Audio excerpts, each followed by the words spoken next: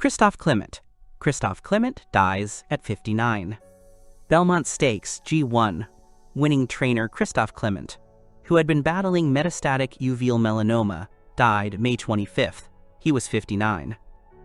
In a prepared statement from Clement posted on his stable's Twitter account following his death, the trainer said, "As I reflect on my journey, I realize I never worked a day in my life. Every morning I woke up and did what I loved most, surrounded by so much love. This journey started with my wife, Valerie, and 6 horses. Being a racehorse trainer is far more than a profession. Horses have brought me fulfillment, friends, and such wonderful memories." A native of Paris, France, Clement gained his love for horses and racing from his father, Miguel, a successful horse trainer in Chantilly, France. After his father's passing in 1978, Clement continued his passion for racing under the guidance of top European trainers François Boutin, Luca Cumani, and Alec and Cricket Head. He also spent time in the United States as an assistant to Shug Magadi. In 1991, Clement and his wife, Valerie, moved to the United States and established Christophe Clement Racing Stable. The longtime New York-based trainer picked up his first winner with the first horse he saddled, a 3-year-old filly named Spectaculaire, in a 1 1/16 mile maiden special weight on the Belmont Park turf on October 20th, 1991.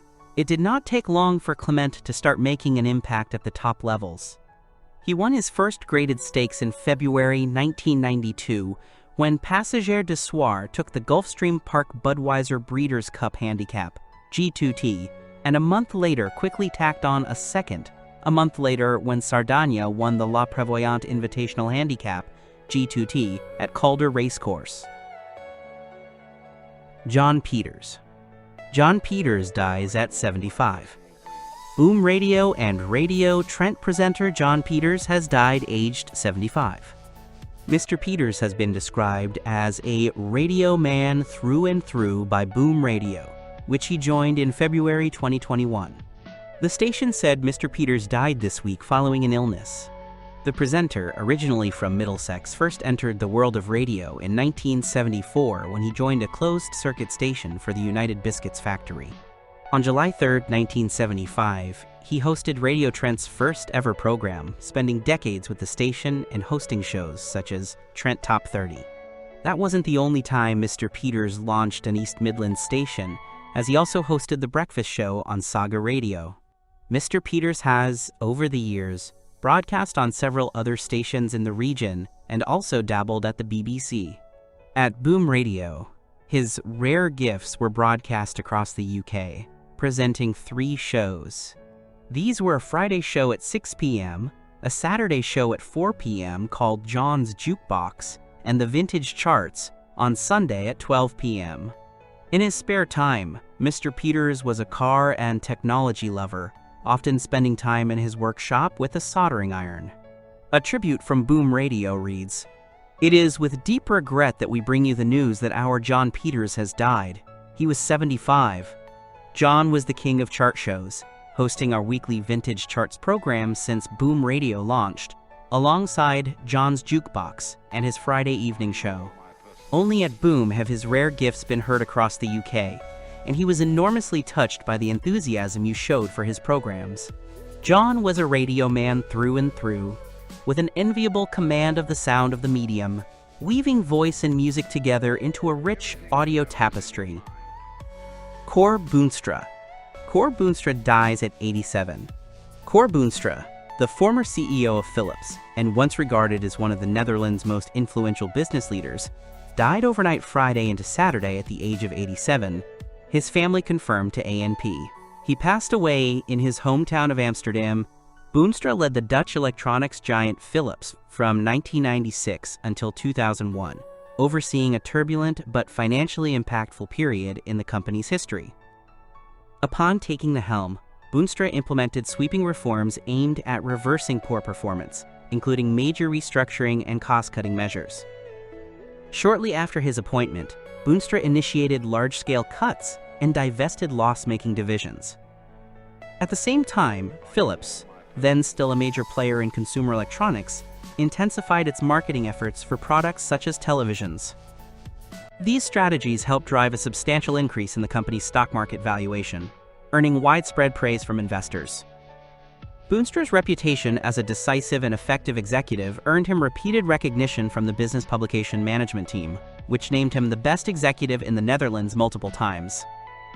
His corporate leadership career began after finishing secondary school, HBS, when he joined Unilever as a young employee. He went on to hold senior executive roles at various major companies, including the Zuivel Handel Maatschappij, which later became part of SRV, and consumer goods giant Sara Lee, before arriving at Philips. Despite his acclaim, Boonstra's public image suffered a blow in the early 2000s when he faced allegations of insider trading. The case centered on a stock purchase he made in the entertainment company Endemol, shortly before a takeover bid by the Spanish firm Telefonica. Sylvester Stallone. Sylvester Stallone's 32-year-old action movie with long-forgotten Jack Black cameo, heading to Tubi. Tubi is once again proving why it's one of the best streaming services available. The free streamer will add a beloved Sylvester Stallone action movie to its catalog next month. Beginning June 1st, Demolition Man will be available to stream on Tubi. Stallone headlines the 1993 sci-fi action movie as LAPD Police Sergeant John Spartan, with Wesley Snipes co-starring as the psychopathic criminal Simon Phoenix. After Spartan unintentionally causes mass casualties and destruction while attempting to apprehend Phoenix, both men are sentenced to be cryogenically frozen in 1996. The rest of the movie takes place in 2032 and sees Spartan unthawed to stop Phoenix, who escaped during a parole hearing. Despite mixed reviews from critics, Demolition Man was a box office success, grossing $159 million worldwide. Sandra Bullock, Nigel Hawthorne, Benjamin Bratt, Dennis Leary, and Bill Cobbs also star in Demolition Man. The movie is also notable for featuring one of the earliest big-screen appearances of Jack Black, who plays a member of the Scraps, a resistance society that lives underground in 2032. While Black is now one of the biggest movie stars in the world, he was still trying to make a name for himself in the 1990s. It wasn't until 2000's High Fidelity that Black began to receive wider recognition, with 2003's School of Rock cementing his leading man status. Following the success of Demolition Man, a sequel was planned for 1995, but ultimately never materialized. In 2020, Stallone shared during an Instagram Q&A that he was working with Warner Brothers. Susan Brown Miller. Susan Brown Miller dies at 90. Susan Brown Miller, a prominent feminist and author of the 1960s and 70s, whose Against Our Will was a landmark and intensely debated bestseller about sexual assault, has died. She was 90. Brown Miller, who had been ill, died Saturday at a New York hospital, according to Emily Jane Goodman, a retired New York State Supreme Court justice and practicing attorney, who serves as the executor of Brown Miller's will. A journalist, anti-war protester, and civil rights activist before joining the quote-quote feminist movement in its formative years, Brown Miller was among many women who were radicalized in the 60s and 70s, and part of the smaller circle that included Gloria Steinem, Betty Friedan, and Kate Millett, who radicalized others. While activists of the early 20th century focused on voting rights, second-wave feminism transformed conversations about sex, marriage, reproductive rights, workplace harassment, and domestic violence. Brown Miller, as much as anyone, opened up the discussion of rape. Against Our Will, Men, Women, and Rape, published in 1975 and widely read and taught for decades after, documented the roots, prevalence, and politics of rape, in war and in prison, against children and spouses. She denounced the glorification of rape in popular culture, contended that rape was an act of violence, not lust, and traced rape to the very foundations of human history.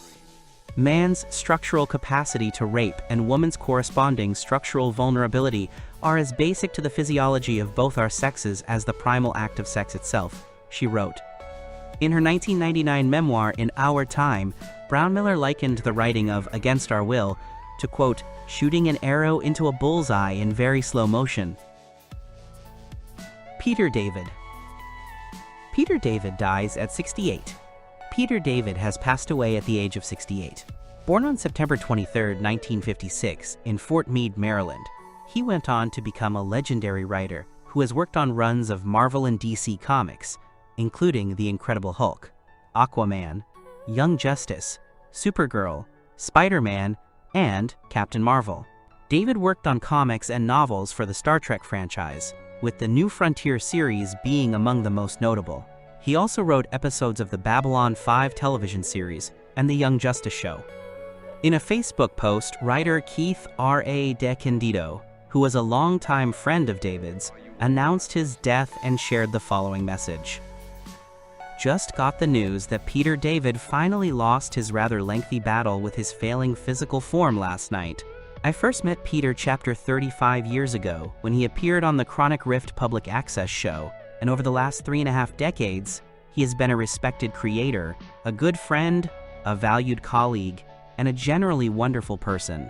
I have a lot to say about him, but right now I'm just sad that I won't get to enjoy his delightfully smart and funny presence ever again. And I'm also thinking of his wife Kathleen O'Shea David, and his daughters Ariel, Shayna, Gwen, and Caroline. Picture with this post is one of my favorites, from Peter and Kath's wedding in May 2001, of Peter with his best man, the late great Harlan Ellison. A picture that Peter said perfectly summed up his and Harlan's friendship, with Peter as the Daffy Duck to Harlan's Bugs Bunny. Rest in peace, my friend. David's first published writing came in a 1980 issue of Asimov's science fiction magazine. He later moved into the publishing side of the business, which led him to work at Marvel Comics. Piero Milcani. Piero Milcani died at 86. Piero Milcani was one of the most important figures and fathers of Albanian cinema, with a career spanning 6 decades and an extraordinary contribution to the art of directing. The funeral ceremony will be held tomorrow at 1:30 p.m. He will be remembered for When the Day Dawned, Paths of War, Happy Couple, The Lady from the City, and The Friend from the Village, The General of the Dead Army, L'America, and dozens of other films and cinematographic productions. Piero Milcani was one of the most important figures in Albanian cinema, with a long career and extraordinary contribution to the art of directing. He will be remembered as a beloved and respected personality, not only for his talent, but also for his love and dedication to art and family. The filmography of a colossus of Albanian cinema, from the 60s to eternity.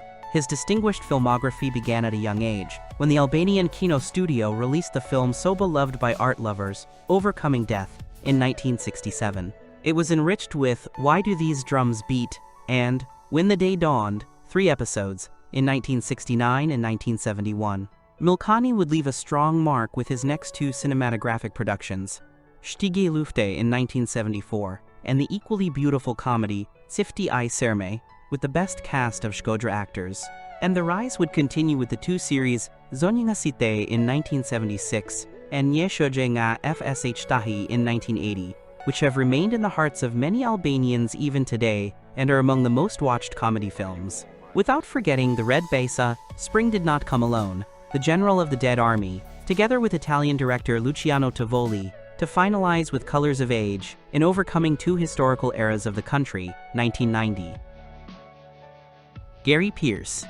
Gary Pearce dies at 74. Former Wolves goalkeeper Gary Pearce, who helped the club to its first League Cup victory, has died, the club has confirmed. The footballer was best known for stepping in to replace Phil Parkes during the 1974 League Cup final, where Wolves beat Manchester City 2-1. Pearce joined the club in 1973 and made 111 appearances for Wolverhampton's side. A spokesperson said a minute's applause will be held in Pearce's memory prior to the Wolves match against Brentford on Sunday. Pearce, who was born in Bury, started his senior career with Huddersfield Town. His spell at Wolves came to an end in 1979 when he joined Barnsley, before seeing out his Football League career at Blackpool in 1984. The thoughts of everyone at Wolves are with Gary's family and friends at this sad time, a spokesperson added. Alan Yentob. Alan Yentob, former BBC executive and TV presenter, Alan Yentob, has died, aged 78, his family has announced. Yentob joined the BBC as a trainee in 1968 and held positions as controller of BBC One and BBC Two, director of television, head of music and arts, as well as the director of BBC Drama, Entertainment and Children's. A statement from his family, released by the BBC, said Yentob sadly died on Saturday, May 24th. In a touching tribute to the star, His wife, Philippa Walker, called her husband the, quote, kindest of men and a profoundly moral man. For Jacob, Bella and I, every day with Alan, held the promise of something unexpected. Our life was exciting, he was exciting, she said. He was curious, funny, annoying, late and creative in every cell of his body. But more than that, he was the kindest of men and a profoundly moral man. He leaves in his wake a trail of love a mile wide. Also paying her respects to the star, British actor and comedian Don French wrote on X, "We've lost a tip-top chap. Our advocate from the start, Alan Yentob. During his tenure at BBC Two, Yentob was credited with the revitalization of the channel with commissions like Absolutely Fabulous, starring Jennifer Saunders and Dame Joanna Lumley, art series The Late Show, and Have I Got News for You, which later moved to BBC One. He also launched CBBC and CBeebies. His drama commissions included Middlemarch and Pride and Prejudice, which cemented actor Colin Firth's status as a heartthrob, as well as Ballycassangel. And he also took the decision to cancel Spanish-set soap El Dorado in 1993. He previously edited and presented the arts documentary series Imagine from 2003. Lillian Boutte. Lillian Boutte dies at 75. Jack Barry, an audio engineer who worked with an array of New Orleans musicians including Fats Domino, Lillian Boutte, the Neville Brothers, and Dijon's Olympia Brass Band, died Monday of heart failure at Wesley Medical Center in Hattiesburg, Mississippi. He was 53.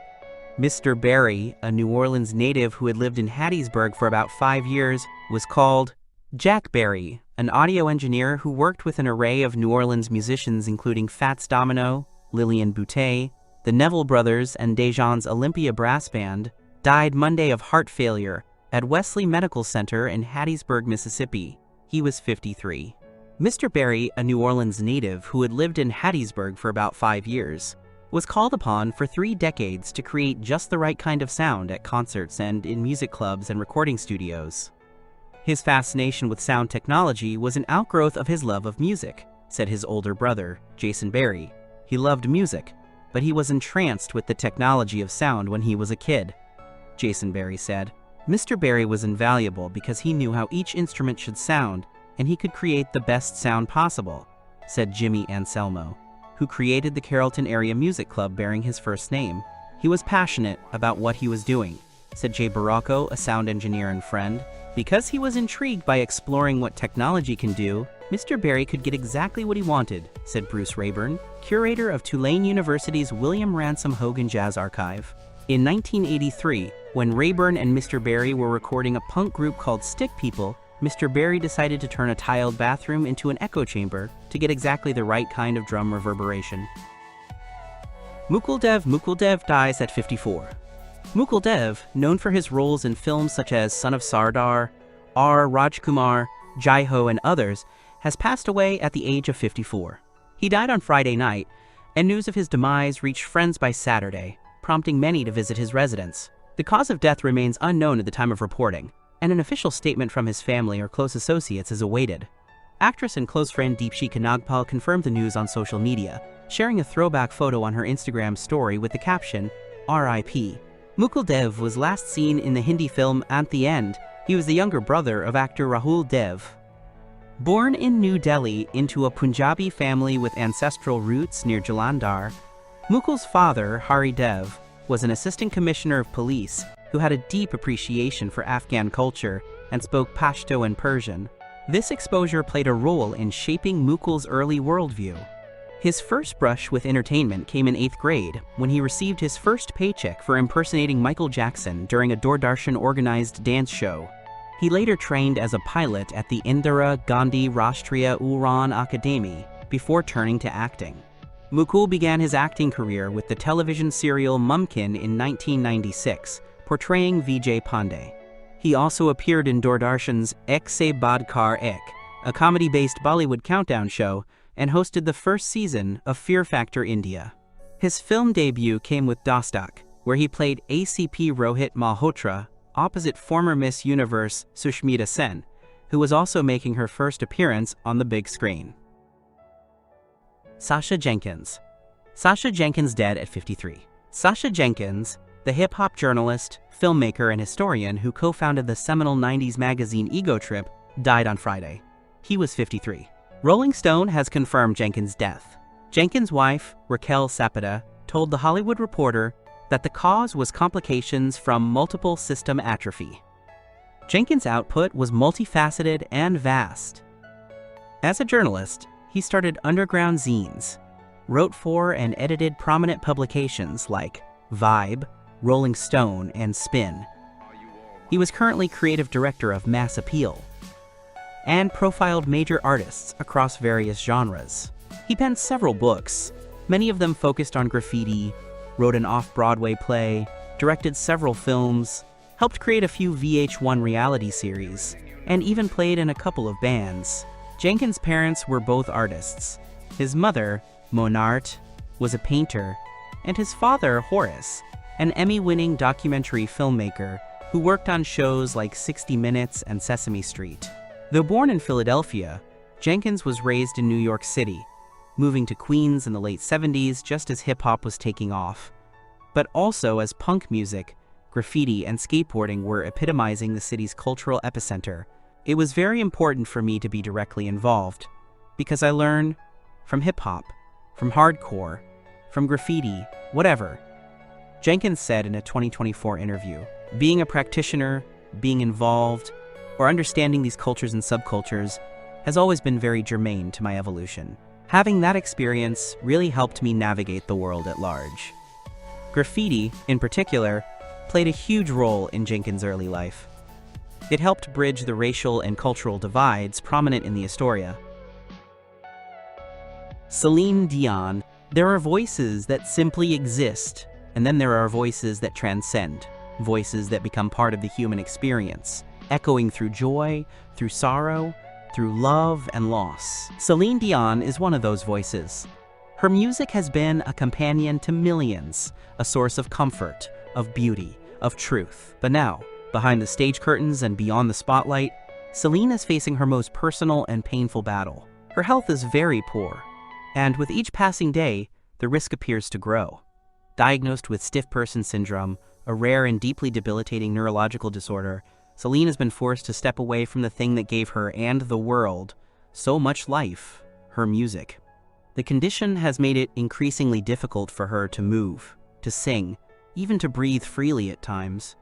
For someone whose voice once soared to unimaginable heights, this cruel silence is heartbreaking. She has always been a symbol of strength, not loud or boastful, but soft and steady.